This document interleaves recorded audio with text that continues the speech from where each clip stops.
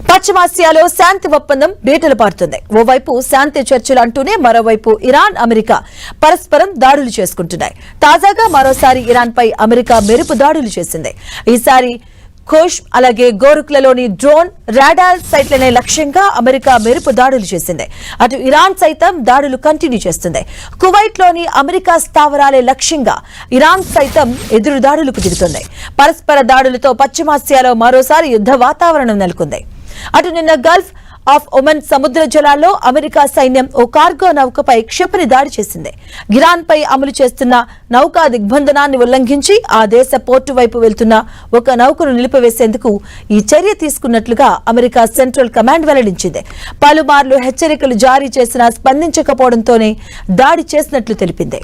ఇక గాంబియా జెండాతో ప్రయాణిస్తున్న నౌకకు 20కి పైగా హెచ్చరికలు పంపినట్లు అమెరికా పేర్కొంది.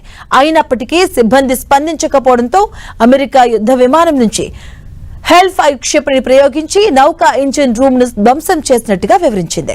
ఇక ఈ దాడితో నౌక ముందుకు కదలలేదని స్థితిలో నిలిచిపోయింది.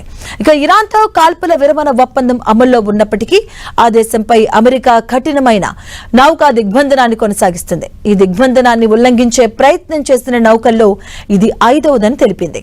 ఇప్పటి వరకు మొత్తం 116 నౌకలను దారి మళ్లించినట్లుగా సెంట్రల్ కమాండ్ తన ప్రకటనలో పేర్కొంది.